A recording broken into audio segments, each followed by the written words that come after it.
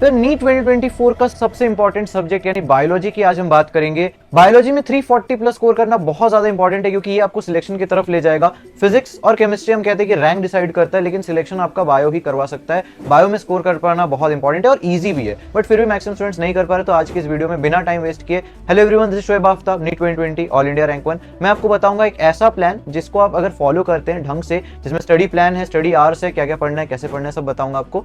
तो अगर आप इस चीज को, लास्ट में बहुत कम टाइम बचा हुआ, इसको अगर फॉलो करते हो तो डेफिनेटली आपका स्कोर इंप्रूव होगा। तो चलिए यार स्टार्ट करते हैं। सबसे पहले आते हैं स्टडी आवर्स पे, कितना टाइम आपके पास बचा हुआ है। तो जब मैंने ये पीपीटी बनाई थी तब तो 60 दिन के आसपास बचे थे, तो 240 घंटे आ रहे थे। क्योंकि देखो, आप पर डे एटलीस्ट 13-14 घंटे तो पढ़ोगे, क्योंकि इस पॉइंट पे मैं इतना एक्सपेक्ट भी करता हूँ। बहुत कम टाइम बचा हुआ है दिन में और मोस्टली कोचिंग का जो पीरियड है वो भी खत्म हो चुका है, आप सब सेल्फ स्टडी कर रहे हैं। 13-14 घंटे की स्टडी में से आपको एटलीस्ट 4 घंटे देखो बायो के लिए निकालने ही है। 4 घंटे के हिसाब से अभी चलो 55 दिन के आसपास बचे हुए हैं, तो 220 मान लो, प्लस अब थोड़ा बहुत मॉक टेस्ट हटा दो, तो 200 घंटे के आसपास आपके पास टाइम है बायो के लिए। ये कैलकुलेशन जरूर करना इंपॉर्टेंट है क्योंकि डेफिनेटली आपका टाइम कम है और आपको सारा सिलेबस कंप्लीट करना है। तो 3 रिवीजन में मैंने इसको बांटा है। फर्स्ट रिवीजन में देखो अराउंड 96 आवर्स, 3 घंटे मैंने पर चैप्टर दिया है। 32 आपके टोटल चैप्टर्स है। तो एक चीज आप इंश्योर करना कि ऑन एन एवरेज आपका जो टाइम लग रहा है पर चैप्टर वो 3 घंटे से ज्यादा नहीं होना चाहिए। अगर आप अभी से जीरो से भी स्टार्ट कर रहे हैं तो 3 घंटे से ज्यादा मत लगाना। चाहे आप उसमें वन शॉट देख रहे हो, एनसीईआरटी कर रहे हो, क्वेश्चन प्रैक्टिस कर रहे हो,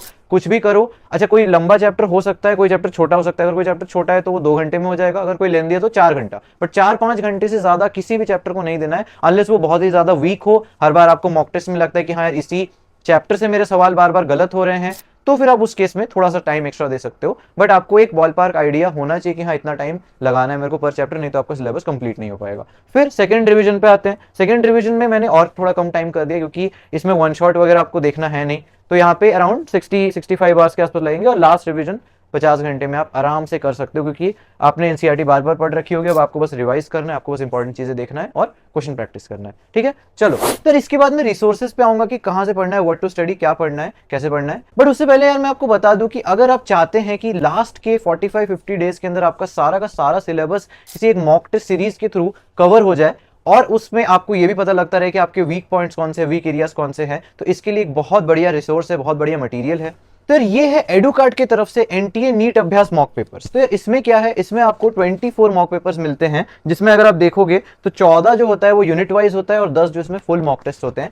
लास्ट ईयर रीजनल टॉपर्स ने बहुत अच्छा स्कोर किया, 600 प्लस स्कोर किया। उन्होंने कुछ चीजों को फॉलो किया था। जो लास्ट के 45 डेज है ना, उसमें प्रिपेयर करने का जो बेस्ट तरीका होता है कि आप अपने सिलेबस को जो है कुछ पार्ट्स में डिवाइड कर दो, डिफरेंट यूनिट्स में डिवाइड कर दो। कैसे डिवाइड करना है, इसका जो पीडीएफ है वो मैं नीचे डिस्क्रिप्शन लिंक पे डाल दूंगा। तो उस पीडीएफ के थ्रू आप यूनिट का डिवीजन देख सकते हो और यूनिट डिवीजन में आपको क्या करना है, पर यूनिट आपको 2-2 दिन का टाइम देना है। इस बुकलेट के अंदर भी आपको ये वाला जो पेज है वो आपको मिल जाएगा। ठीक है, तो अगर आप देखोगे तो ये मैं वैसे डिस्प्ले कर दूंगा, बट फिर भी जो डिफरेंट यूनिट्स है वो उसका डिस्ट्रीब्यूशन इसमें यहाँ पे मेंशन्ड है। तो उसके अकॉर्डिंग यहाँ पे मॉक टेस्ट को जो है डिजाइन किया गया है। आपको 2 दिन पर यूनिट टाइम देना है और उसमें इंश्योर करना है कि आपके जो यूनिट वाइज टेस्ट है उसमें आपके 600 प्लस आ रहे हैं। इसके अगर मैं कोई भी एक पेपर की एग्जांपल लूं तो ये देखो, जैसे मैं यूनिट 9 वाले पेपर का एग्जांपल ले रहा हूं, तो ऐसे इनके पेपर आते हैं प्रॉपर, जैसे नीट का पेपर आता है ना वैसा ही है, आता है इनका पूरा कंप्लीट पेपर।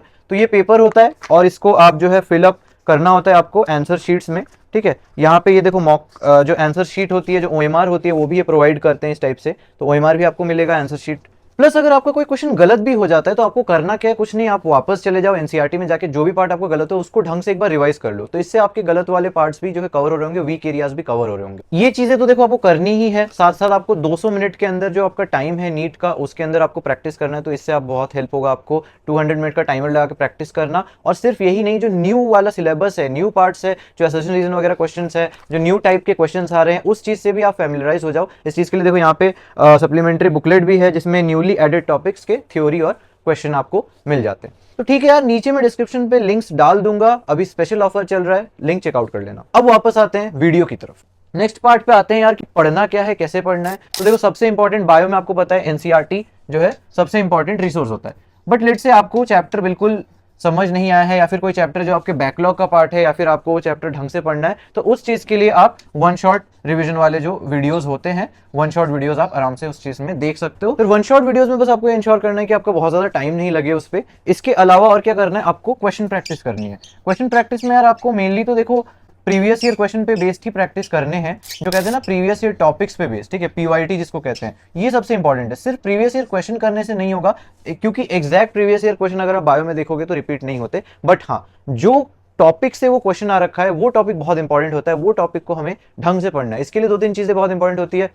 तो एनसीईआरटी हो गया, वन शॉट हो गया, क्वेश्चन प्रैक्टिस हो गया, प्रीवियस ईयर टॉपिक्स पे बेस्ड। इसके अलावा और आप क्या कर सकते हो यार, इसके अलावा जो भी इंपॉर्टेंट डायग्राम है, जो भी इंपॉर्टेंट फ्लो चार्ट्स है, अगर कंसेप्चुअली इंपॉर्टेंट कोई चीज है या फिर जो चीज आप बार बार भूल रहे हो उसको आप अलग से नोट कर सकते हो। उसको नोट करने का बेस्ट तरीका वही होता है कि आप एनसीईआरटी के ही साइड में नोट कर लो। आई नो मैक्सिमम स्टूडेंट्स ये चीज ऑलरेडी प्रैक्टिस करते आ रहे होंगे, बहुत लोग ऑलरेडी कर रहे होंगे, बट अब आपको जो भी न्यू इन्फॉर्मेशन पता लगता है, मान लो मॉक टेस्ट देके कुछ चीज पता लगी या क्वेश्चन सॉल्व करे कोई चीज पता लगी कि हाँ यार ये पार्ट बार बार मिस्टेक हो रहा है, बार बार भूल रहे हैं, या फिर ये क्वेश्चन बार बार आ रहा है, तो उसको आप उसमें एड ऑन कर लो। ये क्या होगा, जब आप सेकंड रिवीजन करोगे तब आपको बहुत ज्यादा फायदा देगा। सेकंड रिवीजन में वन शॉट तो करना नहीं है, एनसीईआरटी करना है, एनसीईआरटी की हर एक लाइन करनी है। आपको क्वेश्चन प्रैक्टिस में अगर आपको एक्स्ट्रा कुछ करना है तो असम्पशन रीजन वाले क्वेश्चन प्रैक्टिस कर लो, या फिर जो ऐसे क्वेश्चन है जो एनसीईआरटी की हर एक लाइनों से जो क्वेश्चन बनते हैं उस टाइप के क्वेश्चन आप प्रैक्टिस कर लो। मोस्टली तो देखो जितने भी आपके मटीरियल्स है, जो भी डीपीपी वगैरह जो भी आप सॉल्व कर रहे हो या फिर अगर कोई ऐप यूज कर रहे हो, उसमें सारी चीजें कवर होती है, क्योंकि बायो पे सबसे ज्यादा एम्फेसिस किया जाता है। तो अभी ऐसा कोई मटेरियल नहीं होगा जिसमें क्वालिटी ऑफ क्वेश्चन लैकिंग होगी, मोस्टली सब में सही होगी, ठीक है।